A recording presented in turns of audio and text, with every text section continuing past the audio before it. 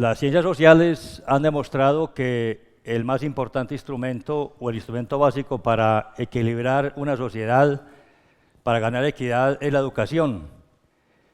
Y se ha probado también que en términos de paz, las sociedades más pacíficas del mundo son aquellas que son más equitativas.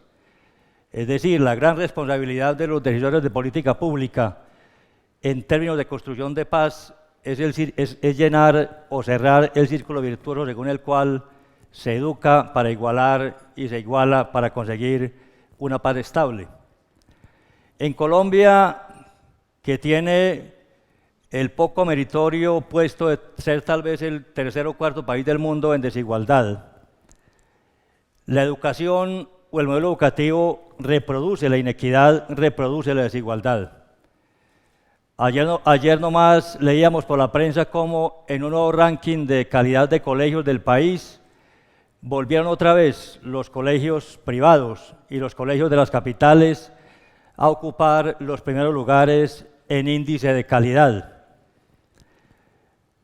Y este índice de calidad, que también se puede estudiar comparativamente desde el punto de vista del centro y las regiones, nos habla, por ejemplo, de un centro que acapara la gran mayoría de becas, la gran mayoría de reconocimientos, y una periferia que se va quedando a la saga en lo que tiene que ver con la conquista de esos niveles de calidad.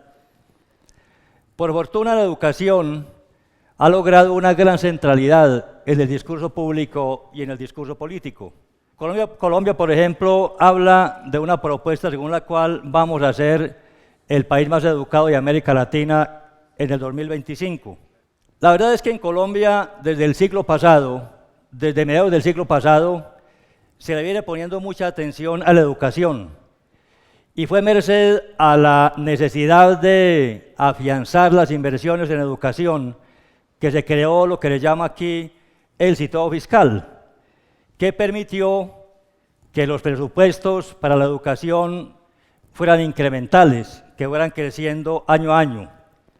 Sin embargo, ese incremento de los presupuestos no ha permitido que Colombia alcance altísimos niveles de calidad en educación. Y la prueba está en que los resultados de las pruebas internacionales nos ubican muy por debajo de países aún vecinos que a veces invierten menos de su Producto Interno Bruto en educación. Y seguimos dando malos resultados en lo que tiene que ver con matemáticas, con ciencias básicas, tan importantes en la educación, y muy malos resultados en competencias ciudadanas, que es un componente básico de la pacificación del país y del entendimiento que una sociedad civilizada es aquella que logra superar sus conflictos por la vía pacífica, por la vía dialogada. La hacienda pública moderna no habla tanto de altos presupuestos, sino de presupuestos más eficientes.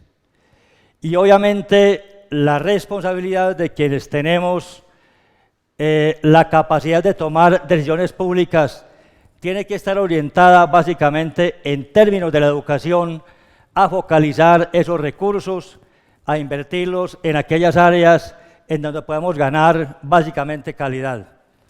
Colombia ha hecho en los últimos años un gran esfuerzo por la cobertura. Y la verdad es que el país ha ganado importantes metas en cobertura, pero seguimos estando muy mal en equidad.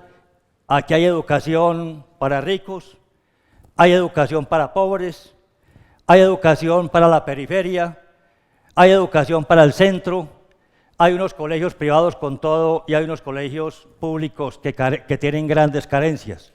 De ahí porque la importancia de usar esos presupuestos públicos para focalizarlos de tal manera que ellos ganen eficiencia en el gran desafío que tenemos en el día de hoy, que es la calidad, y la calidad para todos. Y ese foco, naturalmente, tiene que empezar por invertir en primera infancia. Hay proyectos de orden nacional que se vienen ejecutando y que han venido dando resultados muy buenos, como es el caso de Cero a Siempre, que pretende una intervención al niño desde la propia gestación, porque hay que erradicar el criterio según el cual el futuro de una persona depende de las condiciones en que nazca. En la medida en que le propiciemos a ese niño educación desde un comienzo y atención integral, en esa medida le estamos generando básicamente oportunidades. Otro tema en que hay que focalizar los recursos del Estado es en el de las mediaciones tecnológicas. Y este es un escenario propicio para hablar de eso, en la medida en que hay que avanzar mucho en conectividad y en aplicación de la tecnología en el mejoramiento de la calidad de la educación en todos los niveles. Igual, tenemos infraestructura, tenemos tecnología, tenemos conectividad en los grandes centros urbanos. Carecemos de esa conectividad, de esa tecnología en los centros rurales y particularmente en el departamento de Caldas, por ejemplo, hemos logrado llevar fibra óptica a todos los municipios del departamento de Caldas, a los 27, pero hace falta una inversión para completar la última milla y hacer que el Internet llegue a la casa, a las escuelas, a los colegios, a las zonas rurales, crear zonas Wi-Fi en los municipios, caras de la cultura, bibliotecas y demás. Creemos que es un elemento básico en la generación de ejecución de presupuestos eficientes que apunten al mejoramiento de la calidad. Caldas es un departamento muy competitivo, el tercer departamento más competitivo de Colombia. Sin embargo, su cuello de botella sigue siendo formar mejor capital humano. Tenemos una relativa baja cobertura en educación superior y obviamente hay que enfocar también esos presupuestos a ampliar esa cobertura. Como invertir en los maestros, está probado también que la educación es lo que sean sus maestros. Y este era un axioma que ya no requiere mayor demostración y que nos obliga necesariamente a invertir más recursos en la formación de mejores maestros y en la generación de capacidades investigativas desde la más tierna infancia, porque como aquí se ha dicho, los niños también están en condiciones de aprender, de sensibilizarse y de tener la curiosidad suficiente para que ellos lleguen en el futuro a ser investigadores. Y paradójicamente, en un país donde no tenemos altísimas coberturas de educación superior, no tenemos ni medianas coberturas en educación superior, hay que crear en ciertos sectores demanda, porque es muy posible que haya expectativa de los jóvenes por acceder a la educación superior, pero no encuentran el escenario, la información que les permita crear demanda. Y yo cuento, por ejemplo, un episodio que pasó en el departamento de Caldas en el año 2012.